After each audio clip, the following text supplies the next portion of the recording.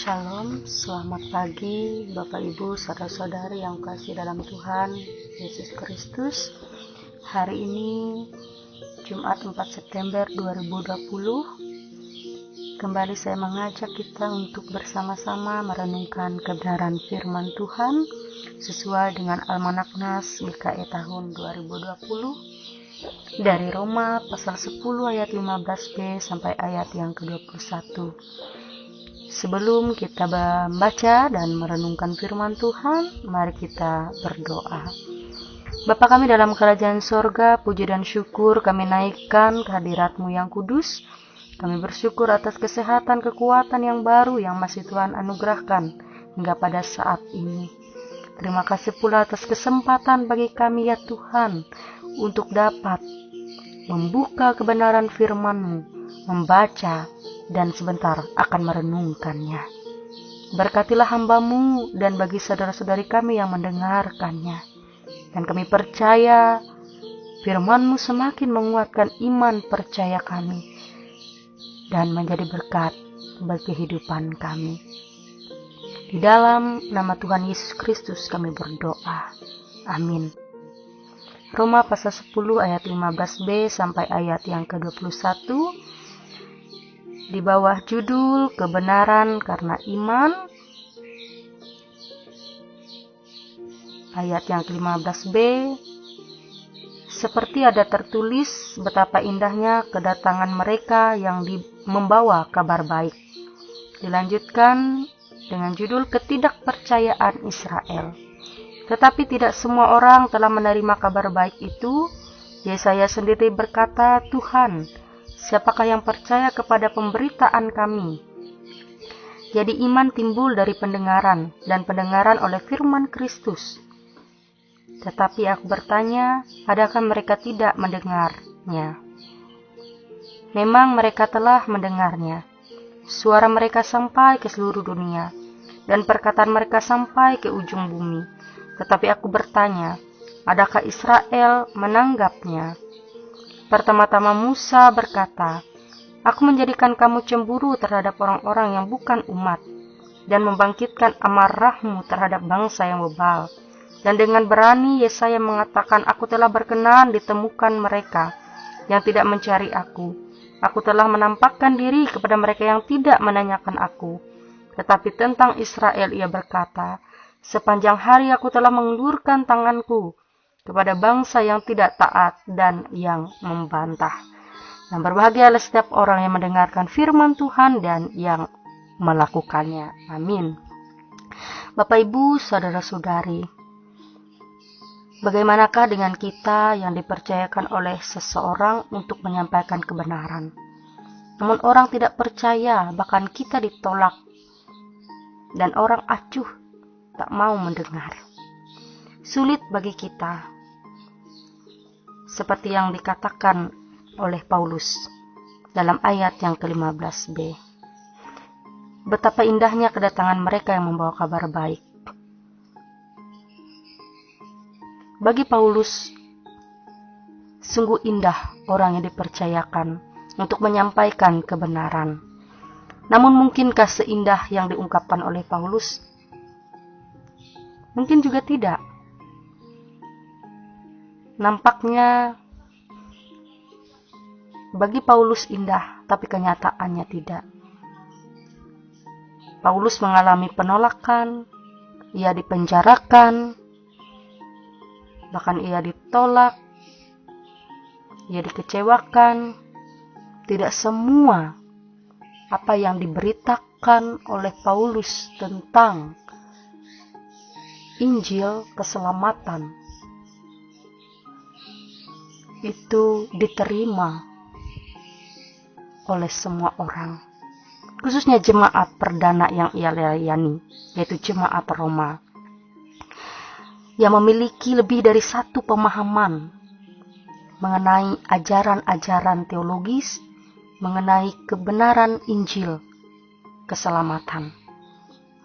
Pemahaman mereka akan hukum Taurat, seperti dalam perikop kita kebenaran karena iman, mereka percaya bahwa mereka sebagian umat percaya mereka diselamatkan karena apa yang telah mereka lakukan, karena mentaati hukum Taurat.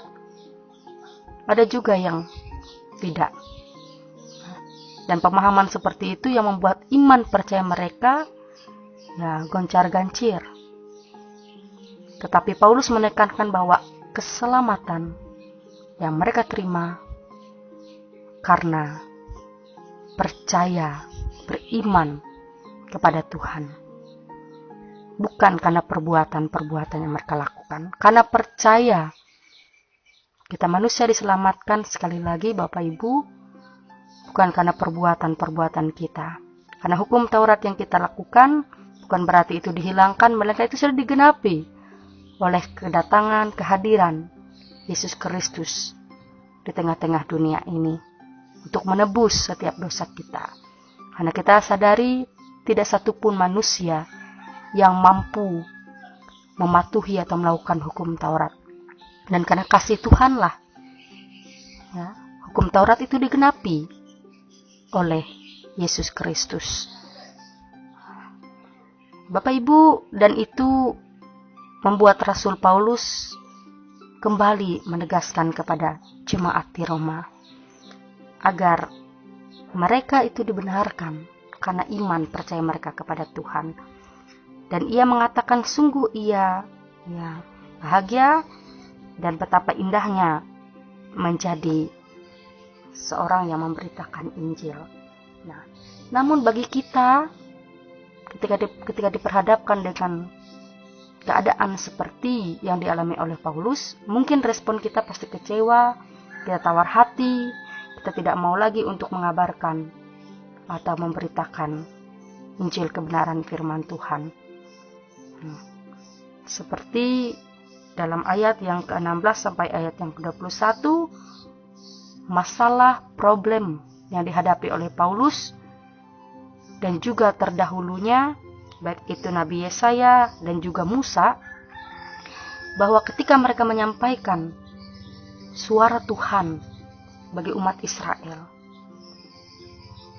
Israel tidak mau mendengar, tidak mau menerima. Bahkan dikatakan dalam ayat ke-1, tetapi tentang Israel berkata, sepanjang hari aku telah mengulurkan tanganku kepada bangsa yang tidak taat dan yang membantah. Allah mengutus nabinya, rasulnya, bahkan kita sebagai hambanya untuk berbicara atas nama Tuhan, mengabarkan anugerah keselamatan kepada umat, tetapi mereka tidak mau mendengarkannya. Kita pasti kecewa, mungkin kita tawar hati, seperti yang saya katakan tadi. Namun dalam firman Tuhan hari ini, Rasul Paulus memberi pandangan dan pengajaran serta teladan bagi khususnya jemaat Roma, bahkan bagi kita, bahwa supaya kita tetap memberitakan Injil kebenaran. Dan tentu kita akan diperhadapkan dengan manusia-manusia yang bebal, orang-orang percaya yang masih bebal. Dan dalam firman Tuhan ini Paulus melontarkan pertanyaan-pertanyaan dan menegaskan kekebalan orang Israel dan orang-orang masa kini yang sudah beroleh kesempatan sebenarnya mendengar Injil, tapi mereka menolak, tidak taat, dan membantah setiap apa yang telah mereka dengar. Ibarat dalam dunia pendidikan ya Bapak Ibu, orang Israel ini, umat ini, bahkan kita masa kini itu seperti anak-anak yang nakal, ngeyel, tidak mau mendengar apa kata gurunya. Peribahasa yang disampaikan oleh Allah untuk Israel adalah umat yang tegar tengkuk, sekeras besi. Apa artinya Bapak Ibu? Keras kepala. Itulah gelar umat Israel pada saat itu. Keras kepala, tidak mau mendengar setiap perkataan, pengajaran yang Tuhan Allah sampaikan melewati utusan-utusannya, melewati hamba-hambanya. Banyak contoh yang dikutip oleh Rasul Paulus mengenai utusan Allah yang ditolak. Salah satunya Yesaya tadi dan juga Musa yang disampaikan dalam Roma pasal 10 ayat yang ke-16 sampai 21 ini. Bapak Ibu, saudara-saudari yang kukasihi dalam Tuhan kita Yesus Kristus, melewati firman Tuhan hari ini ingin mengajarkan kita supaya kita yang sudah dipercayakan oleh Tuhan menjadi utusannya yang pertama, diberikan tugas yang mulia. Jika kita orang percaya yang beriman, berimanlah melewati setiap apa yang kita dengar. Mari janganlah kita menolak Injil dan utusannya. Karena ketika kita menolak Injil, kita juga menolak Tuhan dalam hati kita. Dan apakah kita salah satu seperti Paulus dan juga Nabi Yesaya dan juga Musa? Kita adalah pewarta yang saat ini mungkin ditolak, tidak mau didengar. Kita jangan tawar hati. Sebab kita, saya, Anda, Bapak Ibu semua, kita indah bagi Tuhan.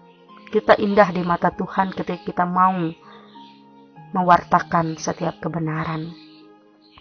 Dan bagi kita pun, orang-orang percaya masa kini, jemaat, dimanapun kita berada yang mendengarkan pada saat ini, janganlah kita menolak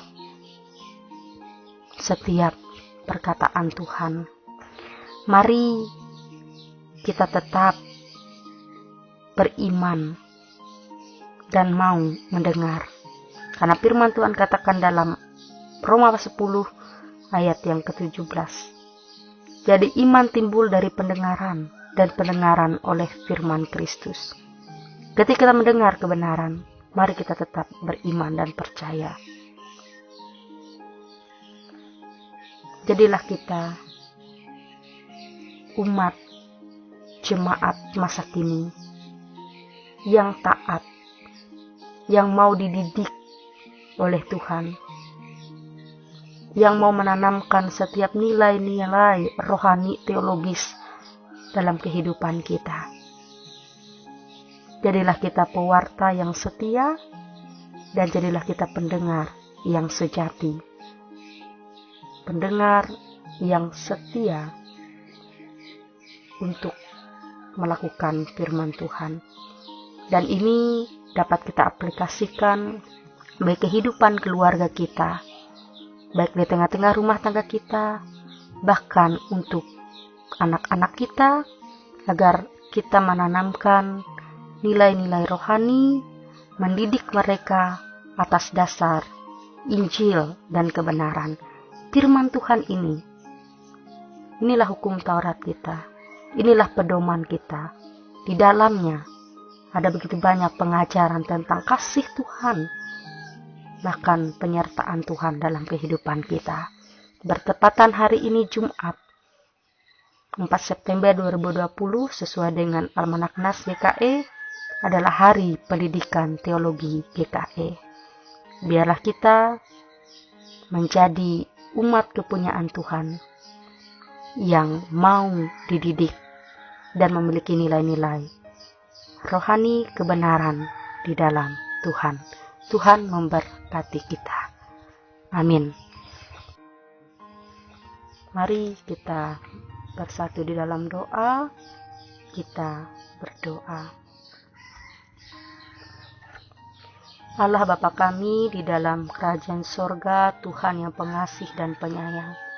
Terima kasih atas kebaikan dan kemurahan-Mu, terlebih berkat rohani yang boleh kami terima melewati firman-Mu.